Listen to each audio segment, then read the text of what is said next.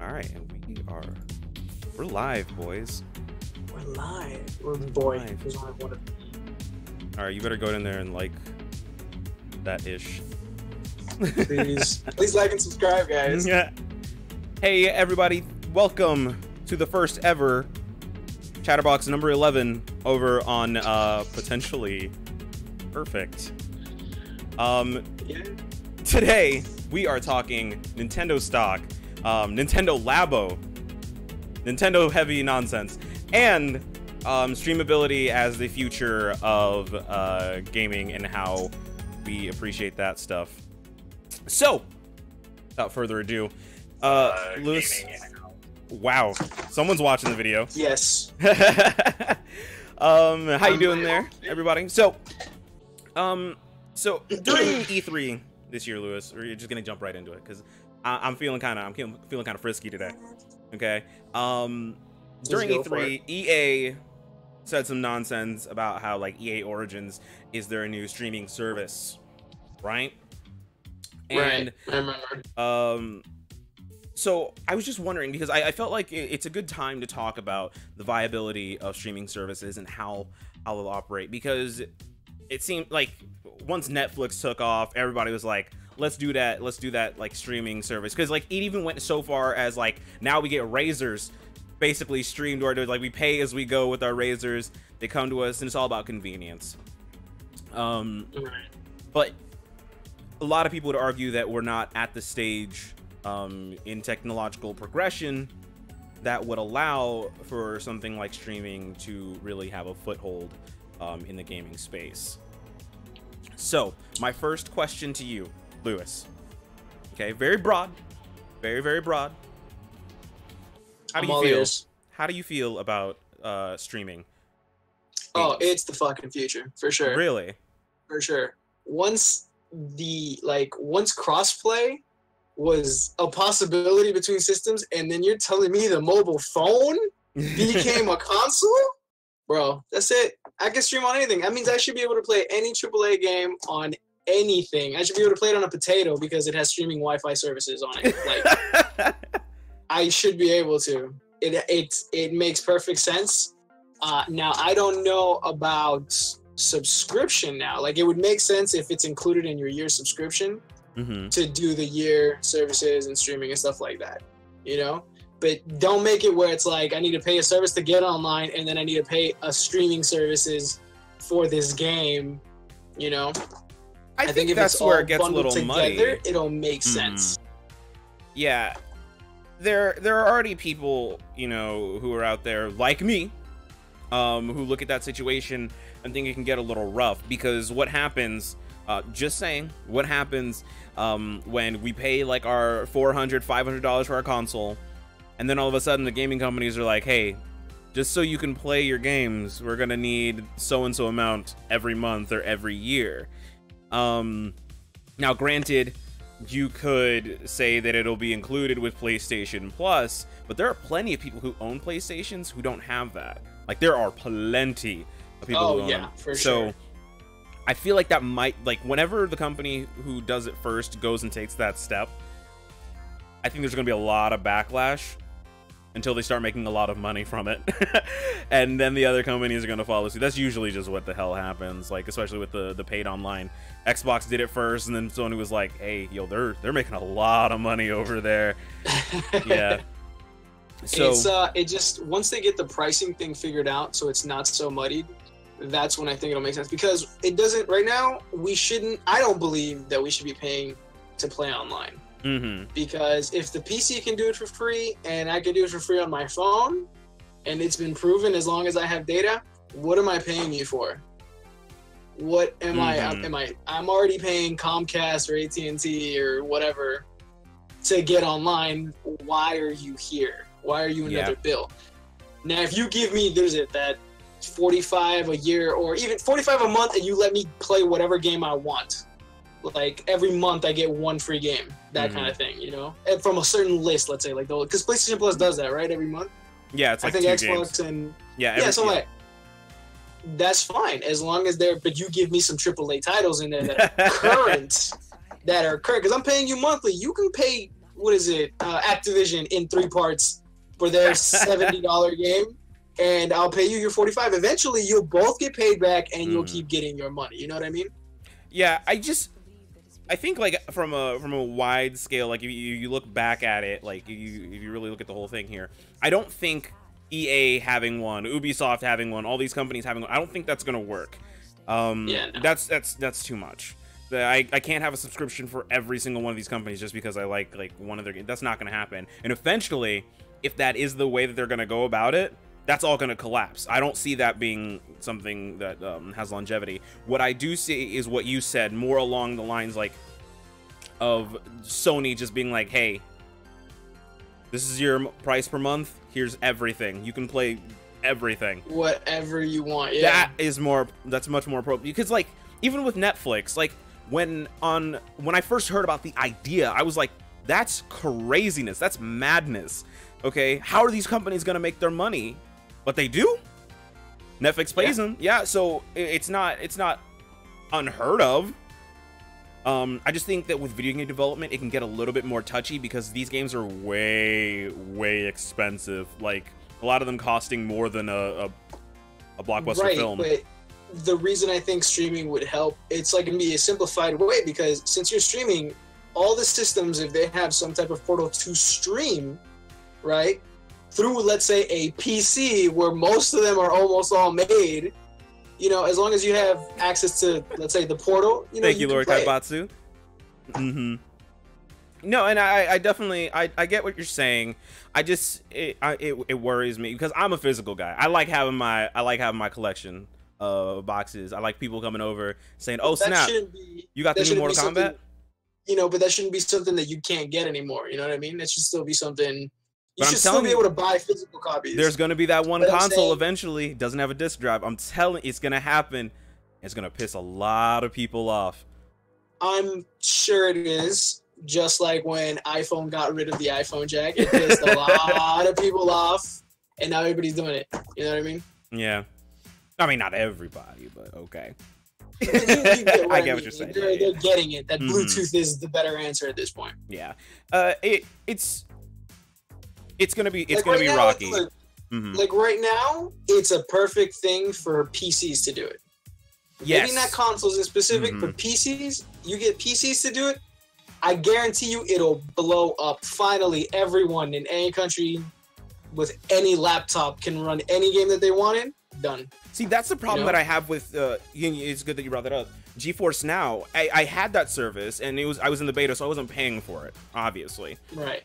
It was one of the best experiences I've ever had because I had that crappy computer and I was able to play all the other games that everyone else was playing. So it adds an entirely new level of like compatibility, cooperation, that kind of thing. That's awesome. I love to see that. It expands your audience. It Suddenly really people does. Don't have access to you. Now everyone has access to you. Precisely. And so what happens though is when they start to charge for it, I don't know, because in the survey they asked me what a fair price would be for their service, and I just did not have a real option. Like I didn't know what to tell them. I was like, $15, but at the same time, it's $15, but then I gotta buy the games anyways. So it's like it's almost like they're charging us for online, like almost like a little bit. So well, yeah, that makes sense, but at least you're not paying. So yeah, I get what you mean, that you're paying for the stream service on top of the game, and then but the game doesn't charge you to get online. Correct. So like that's the benefit. That's so true. You're saving that. But I would so think you're kind of paying the 15, right? But it could be, let's say, if it's a monthly thing, so you're only paying for it until you save up enough money to buy your own gaming PC, and then you don't use it, and you don't have to use it anymore.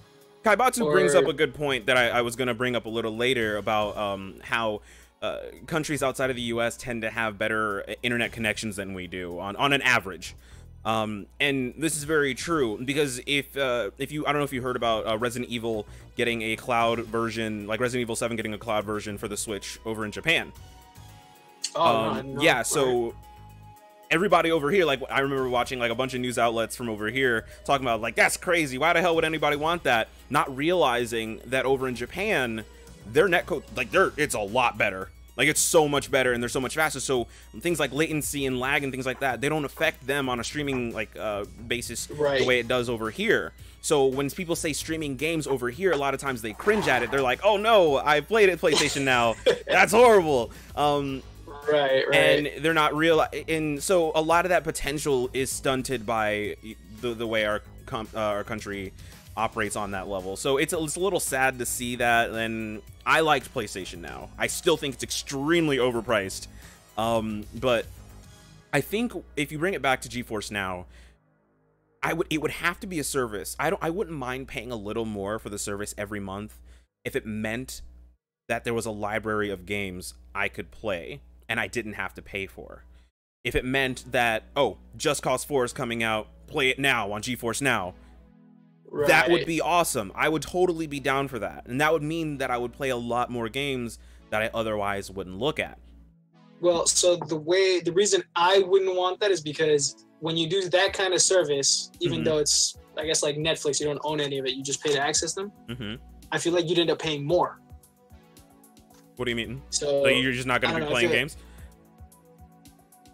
Not just not playing games. So I feel like, how do I say it? So like if you're just streaming only, as long as I own the game, like I said, I can use your streaming service until I have enough to get my equipment going, or if I'm on a flight and I have a low powered laptop, I can play through that or something, right?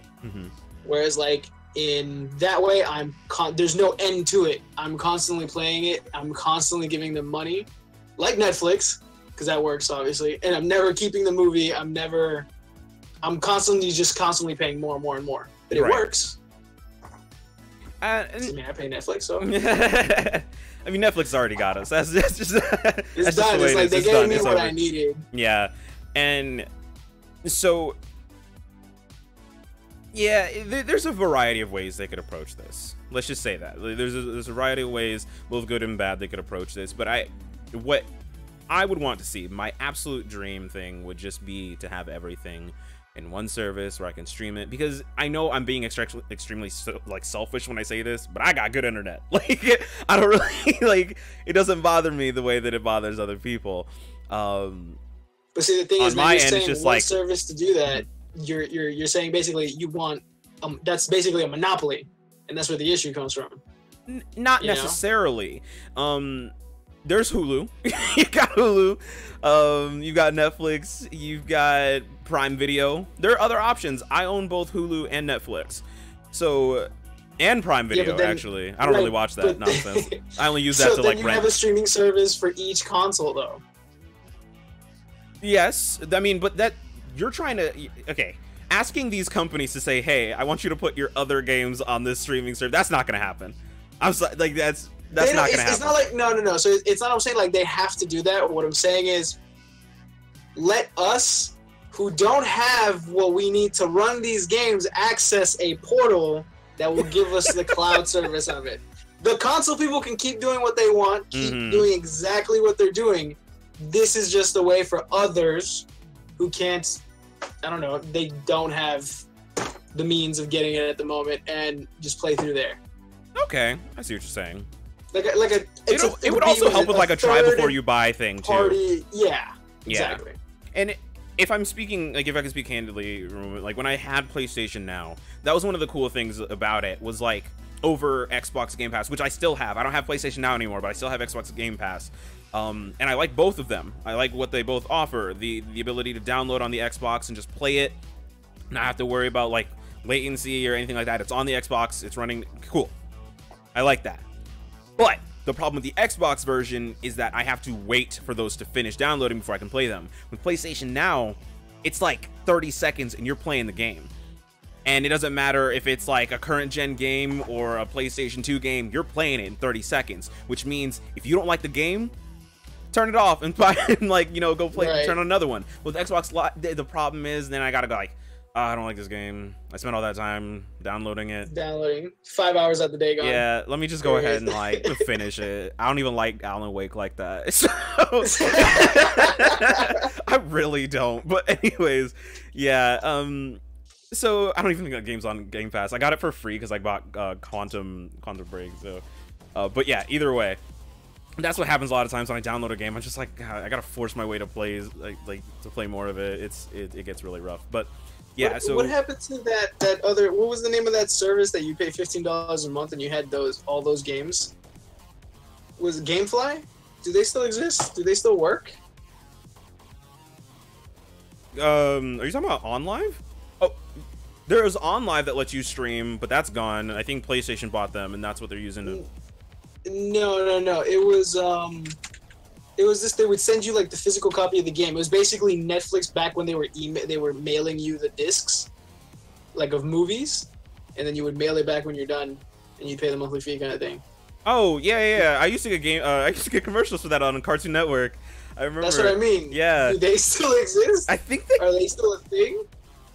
Go search it up. I think it was GameFly. It was GameFly, right? Yeah. That's because I'm like that's a pretty good service. If you play a lot of games, that's definitely a good. And you can service. buy them at a discounted rate. Like I said, there's a lot of ways to do this. I remember when Netflix was mainly like you mail in once you're done, that kind of thing. Right. That died. What's up, Gaming Addict? Thanks for dropping in. What it do? All right, so yeah, they still exist. Wow. Over 9,000 titles, bro. GameFly is still around. Also. Man, that's where the price is. Yeah, I mean, you gotta be into physical. Yeah. No, it's nutty. I'm actually really surprised because maybe it's because I don't watch like Cartoon Network anymore, so I don't see their commercials. Right, because you're paying for Netflix, so you have no commercials anymore. All right, so we're 16 minutes in. Let's go ahead and move into the next one here. Bro, it's $15. Is it and 95 cents? Really? Yeah. I might have to. People are sleeping I might have to try it. I might have to do a video on it and try it. Yeah, we're asleep. But I'm here buying games. Why? I wonder how long it takes to get the disc, though. That's the other thing. Dude, I don't think it'll take more than 2 weeks. And I'm sure you can order the new game you want in advance. You know what I mean? Yeah. I don't know. I'll have to check it out. I'll have to see what they have. Okay, but we got to talk about Labo. We got to talk about Nintendo Labo. Let's talk about Labo. Let's talk about that Labo. All right. So, I don't know if you heard, Nintendo Labo is getting functionality in Mario Kart 8. Whatever. I don't know who asked for this, but I'm actually really like I don't know if you've seen the gameplay of it, but it actually looks really cool. Being able to control your motorcycle like that, like it's just one of those Wii wheels things again. It's definitely a piece of cardboard, that's for sure. I like it though. I do like it. I think if I was gonna play online and compete with some motherfuckers, I think I might be getting that, like building the little cardboard thing to to kick some ass. But I don't know how the buttons work though. I saw him have that little switch thing on the side.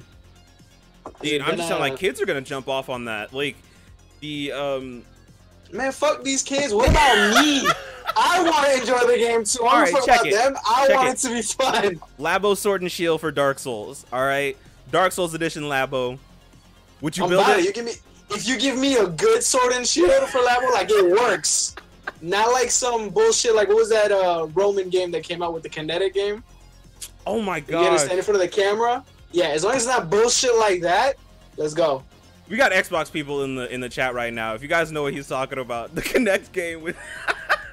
If you're a Roman guy, some Roman soldier going up the ranks, and it's like use the camera to fight your way up. It was whatever. Point is, as long as it's good, and it's not a gimmick, because the whole gimmick thing. Because come on, once you switch was a gimmick. I'm gonna tell you something right now. All right, I have to keep telling you this, Lewis. Gimmicks aren't a bad thing. Gimmicks are selling points. Every console has a gimmick. Selling points, all right? But they're still gimmicks. PlayStation 3. You know what the gimmick was? Wireless controllers. Xbox 360. Wireless controllers. Those are gimmicks, sir. Doesn't matter. That's great. Right? And thank God we got them. I'm so serious. Yeah, because nobody wanted wired controllers anymore. Why am I the only one who likes 1-2 switch? I feel like I'm alone with this. I liked 1-2 switch.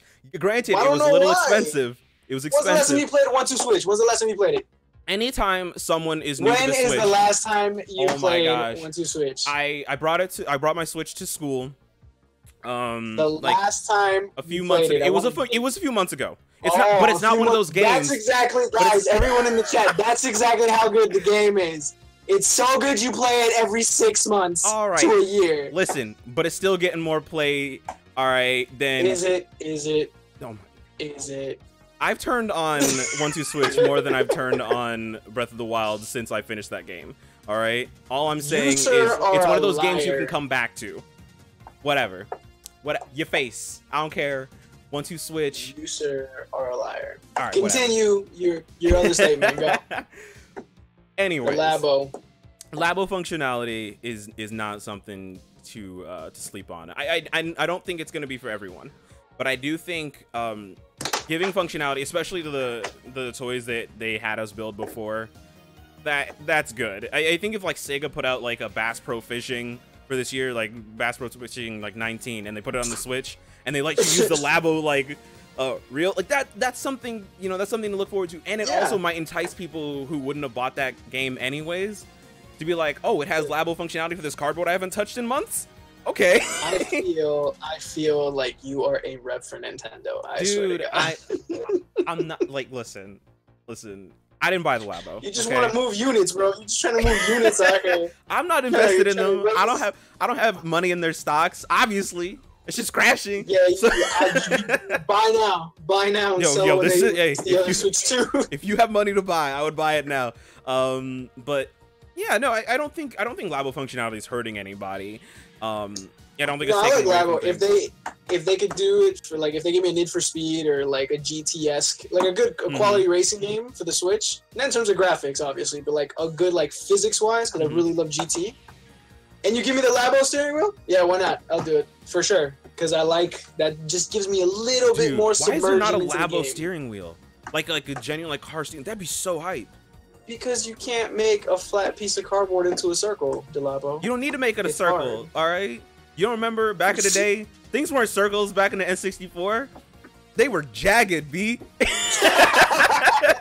Hexagons everywhere. Everywhere. Old school hexagons.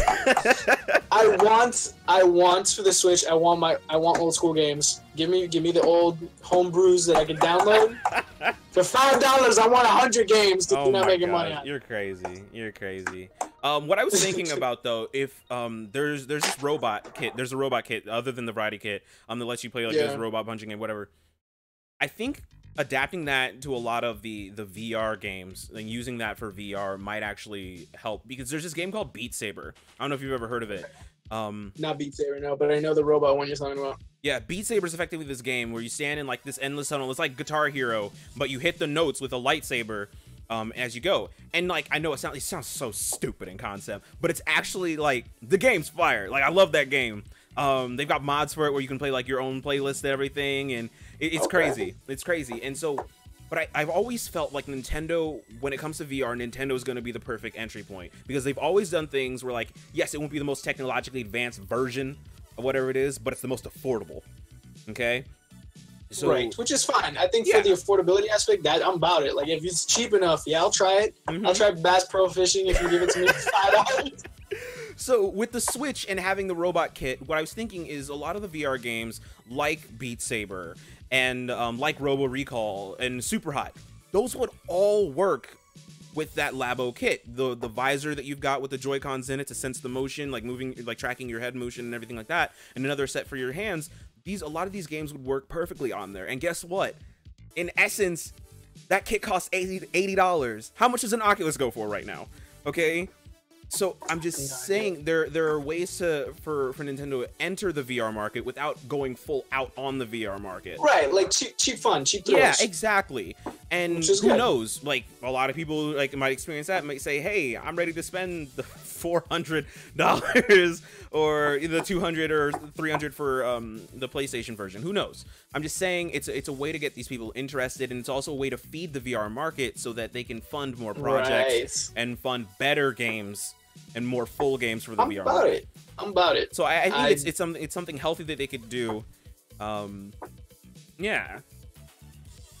I don't know who hates on edutainment games. Like Math Blaster was the shit. I don't know. Gang. I don't know who ever hated on him. # Oregon Trail. Woo! Oh, Killing all your C. friends. diff right there. E. coli. Ooh. Oh my gosh. Oh man, Oregon Trail. They need to put out another one. I'd buy it. I'd buy a modern gen Oregon Trail. Are you serious? Hashtag flop. I wouldn't buy it for any more than $20, but I would buy Oregon Trail. Yeah, exactly. Bro, since we're on the Nintendo Switch, when the fuck is the Netflix app going to the Nintendo Switch? Once that drops, I'll do it. The 3DS. The 3DS already has it. Just copy and paste. Reggie said, "Ask Netflix." He said, "Don't ask me. Ask Netflix." Like, because then I think it's worth it. Then you give me more versatility. Oh snap! I might have to watch that video. I guess I missed that one. For the PS1. Yeah, I usually watch a lot of AVG and stuff, but I guess I missed that one. Canada got a badass name for Oregon Trail, bro. Death Row. Oh man. Death Row to Canada, I actually played that one. I really liked it, but I think it's more it's one of those games that I think is like, it's fun when you're alone, but it's also more fun when there's someone else there. That way you can blame stuff happen, like stuff that's happening on them. It's a good game though. Yeah, so Labo, it's Labo. I think there's gonna be more stuff. What I would like to see is the resurrection of Guitar Hero with a Labo guitar. Hey, that'd be pretty cool. Yeah, that'd be cool. I don't know if anyone anyone who would buy still it. plays Guitar Hero, but I think that would have been cool like 5-10 years ago. That would have been great. But yeah, no, I'm digging the motorcycle steering wheel. You're right. We need the hexagon steering wheel. We need the hexagon steering wheel and a VR headset for the Switch. I'll play Mario Kart all day. I can see my fat Mario fingers turning the wheel down. I'm about it. That way I can drive and look down at my text like I do when I really drive. Don't do that at home. You see one hand on the steering wheel only. You're just like, oh snap! Just a glance, Bruh, that'd be so funny, like a real driving racing simulator. Where every time you look to the bottom right, you see a phone and a message appears. Oh my gosh, but like to make it more like, you know, like more mind-boggling, it's like math questions. Like they're asking you like a bunch of math equations and stuff. Like, oh snap! I don't know. Carry the two. Dude. Oh my god, that'd be too fucking funny. Labo, oh my god, so much potential. Anyways, all right, moving on to the last piece of news here. We brought it up a little bit earlier. Nintendo stock. What the hell? Like hashtag, bro. You ready? You ready for the hashtag?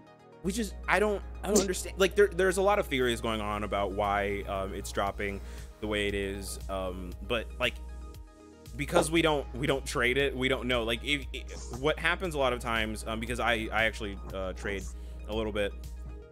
Every once in a while they'll send you like things that saying like, oh, they're having a voting session soon and your vote counts, so make sure to let us know how you're voting, etc., etc. But because we're on the outside looking in, a lot of us don't know. And when people see something like this without any explanation as to like why stock is dropping, they start to freak out a little bit. And rightfully so. Like if I own stock in Nintendo right now, I'd probably be like, yo, what the hell is going on? Yeah, a lot of the speculation was from the E3 that it was underwhelming for what Nintendo usually does, which is blow minds. But I mean, I don't think that's fair though. You know, like. But I mean, like as an investor who knows nothing about gaming, I can see why. Because to me, if I'm looking at the Joy-Cons, I'm like, okay, so you took the Wii and you attached the controllers to it and put a screen on it. You know, like that's pretty much what it looks like. It'll look like from the outside. Yeah. And then no games have come out. Like I know there's a few the main selling titles, but their library right now is extremely weak with not much tease for the future. I heard Monster Hunter though is coming. So all right, listen here. It's all subjective, sir. It's all subjective. All right, the Switch library is fire, but I do agree that if it is based off of the E3 that they had, and you're an investor and you were looking in, you just don't know. Like you heard that Nintendo had a new console coming out, you put money in, and you were like, let's make money, okay? And that's all you knew. And then you look up on the internet and you're just like, everybody's like, wow, Nintendo's E3 sucked. They didn't have any games that I'm super excited for. yes, from an investor standpoint, you're like, okay, this is a good time to sell because nobody's really going to be buying a lot of their products right now. I want to get out before things get bad. It's also because, what is it? Their stock doubled in, what is it, the year from the past few seasons? Yeah. It went really, it spiked like super hard. Right. So people right now, they're jumping off the spike now, you know, buy low, sell high. So they're all selling for that reason. So that could also contribute to the huge plummet that happened. Yeah, I mean, that's what I would do. And then once it's plummeted down again, now buy again and wait for the next console or game or whatever. Right, but I mean, like from a public perception standpoint, it just looks bad. And it's never a good thing when your stock is dropping, especially the amount that it is. Yes, most people in the stock market are assholes.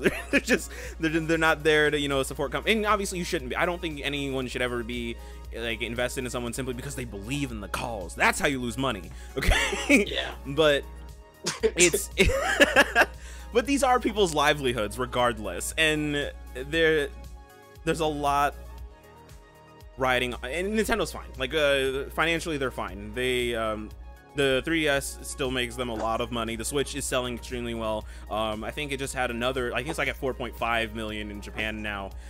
It's crazy. It's popping off. So if you are in the know, you know right now there's nothing really to worry about. There's nothing really to worry about. Like Octopath Traveler is dropping soon, so in Japan that's going to see another spike in Switch sales. December has Super Smash Bros. That's going to be hot fire. Everybody's going to buy a Switch for that. It's going to be, yeah, for sure. So if I were to like say to anybody who's like in the stock, who's like, oh, I've had Nintendo stock before, around this time would probably be the best time to get it, because I'm like in the holiday season, the Switch is going to be crazy.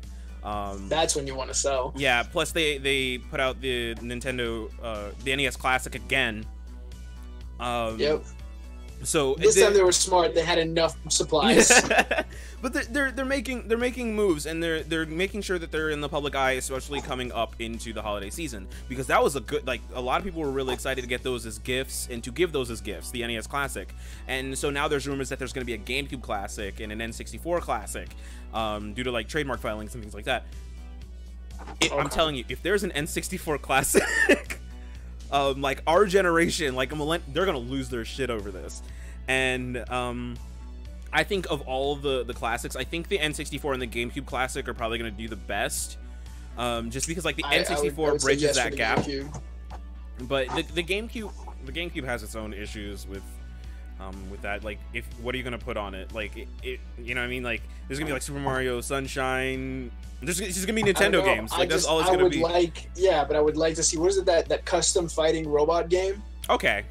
I see. That one was fire, and it was in like a 3D stage. You could move completely. It wasn't like you're stuck in 2D. So it was. That's true. Solid. Yeah, and there's gonna be like Resident Evil 4. Hell yeah. There was a Metal Gear Solid game on there. I think it was like Twin Snakes. Yeah.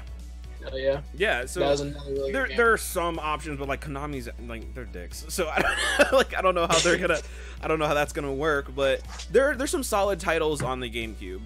I think I'm tired of playing Super Mario 64. I'm tired of it. Man, I was tired of it when it first came out. That's been on like every freaking virtual console. I'm done. I can't buy it anymore. They remade it on the DS. I'm over it. So yeah, there's a lot of reasons why you shouldn't be worried about Nintendo's stock dropping, like at this point. If we started to find out they weren't even breaking, like, I don't know, like 1 million a month or something on Switch sales, okay, then you can start being like, okay, like this is bad here. But as it stands right now, the Switch is still selling. It's still doing extremely well. The DS, I'm sure, is still doing fine. I haven't checked the media creates in a long time for the DS, but I think as it stands right now, I think from an investment standpoint, I would have no problem buying. I'm really pissed off because when I was in my business class in undergrad, partway through the semester, he was teaching us about investments and why it's a wise idea to invest, etc., etc. Right. So I go up to him after class. I said, "Look, there's this rumored Nintendo console. Okay, it's coming out soon. Look, I just want to know if you think it's a good idea to invest." This man looked me dead in the face and said, you don't have to invest in them. Okay, you want to find a way to support your company? Go out and buy their games, enjoy them. I said, all right, that's cool. Okay, Switch comes out, stock, shoot through the freaking roof. I'm mad. I'm so pissed off. I might have to do a drive-by egg toss at this man's house. I'm so mad because it's just I don't know. I don't know. I don't think down now, so you're fine. I mean, it's always hindsight is 2020. Yeah. Don't matter. Shit, if I could have, I'd buy the Amazon stock back in the 90s. That's that true. Me. Mm-hmm. They did survive the Wii backlash. Yes. I don't understand why people are freaking out.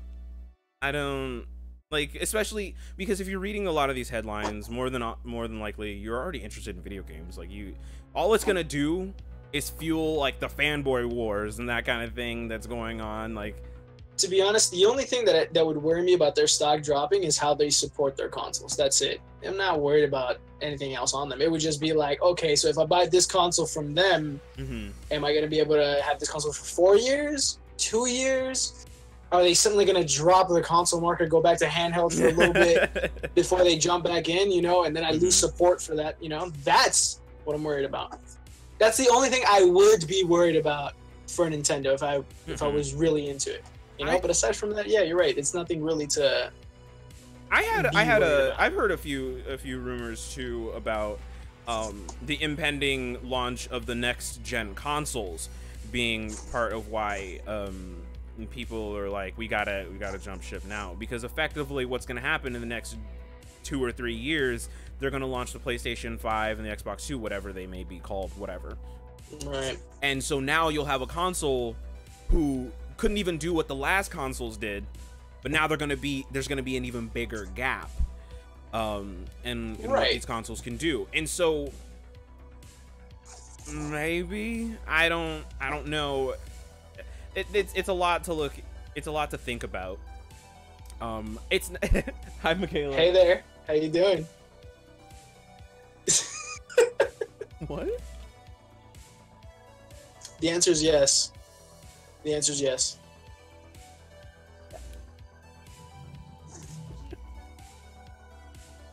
Meatball subs, y'all.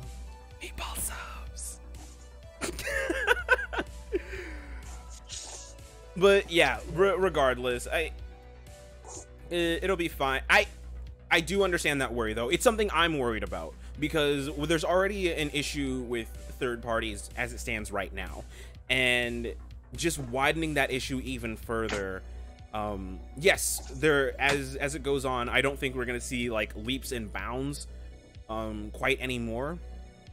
Right. But it's still one of those things that you will eventually notice it, and there will be companies who are going to use that as an excuse and said, oh, we don't want to downgrade it that far, just for the sake of, you know, getting it out on the Switch. I don't know how many times like it has to be in the news that the Switch versions of certain games are selling better than the versions on other consoles. I don't know how many times we have to do this, how many times we have to show them that we as Nintendo Switch owners, we play other games. At this point, I'm just chalking it up to laziness, but it's just, I just feel like it's just something again that they're going to use to fuel their nonsense about not supporting. I think it's because most gamers, or the way the gaming games went from, you know, you play single player games to multiplayer stuff like that. Now it's, you know, the trend seems to be going towards the multiplayer online game, even though yes, people still want single player, but the bigger trend of gaming, like, I want to say that the older you are, the less you're worried about single player, and the more you want to do multiplayer, like quick matches, right? So I'm thinking that that's kind of what the next gen consoles are kind of gonna try to prioritize somehow, like with the whole like PlayStation 1 do crossplay until the next console.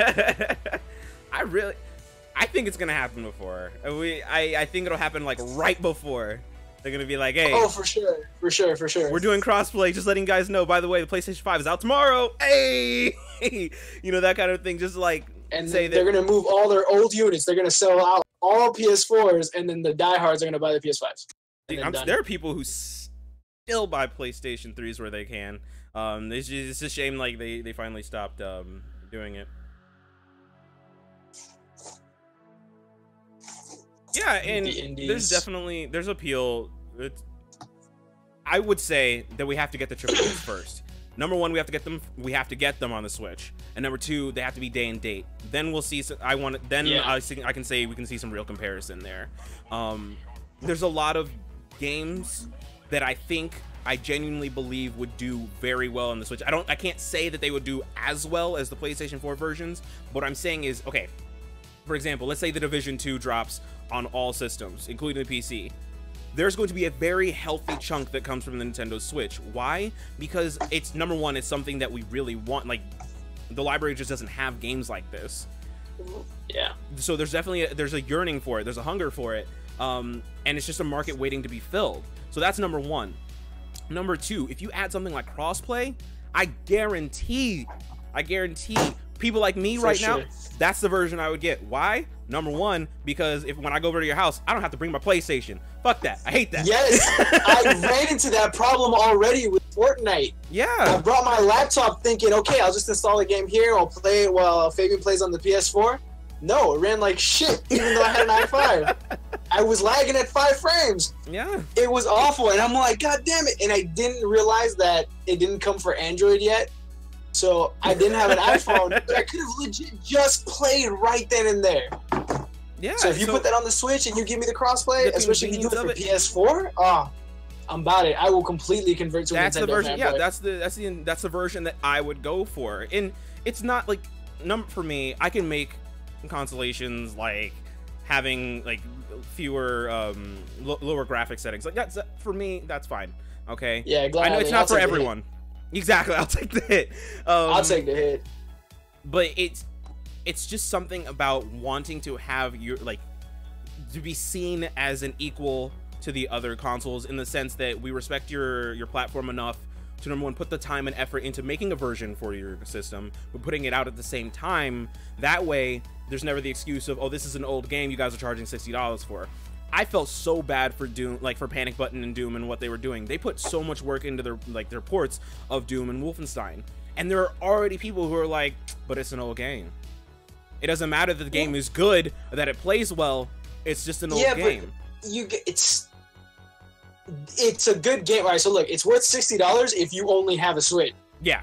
If you have any other console, it is not worth it. Yeah, don't get hustled. Just not. Don't get hustled. Do not get don't get bamboozled. No, but for real, I get that they put work in their ports and stuff like that, but no, it's insulting to the consumer to make me buy an old game for 3 times the price of a used game. Yeah. If I have 2 consoles, there's no way. That's why, you need to release the new games with it. I'll gladly take the graphics hit if it's multiplayer and I can play. Like you said, I can go over to your house and play without having to have anything, have my controller already set up, and it's the Nintendo Switch portability is just off the chain. Yeah. So, yeah. All right. Well, thank you, Lewis, for joining us. Just to wrap things up, where can they find you, my dude? They're going to go ahead and find me on the Potentially Perfect page, of course, as always. And if you guys want to hit me up on Twitter, I'm going to be at GalvinRX. And yeah, that's pretty much where I'll be hanging out for most time. Yo, can I get a plate too, though? Nah. No, you can't have any. Shut up. I ain't even ask you. Listen. Hey. Let me just get Lewis, one. I'll be there in like an hour and a half. Lewis, I'll be like, you can't have right any. there. And thank you guys so much for dropping into the chat. Thank you, Lord Kaibatsu. Great discussion going on there. Thank you so much. Thank you, dude, for dropping in. Thank you, Gaming Addict. You guys are awesome. And that's it for episode number 11. Make sure to catch us next week. Same bat time, same bat place. Here on Potentially Perfect. Stay perfect. See you later, perfectionists.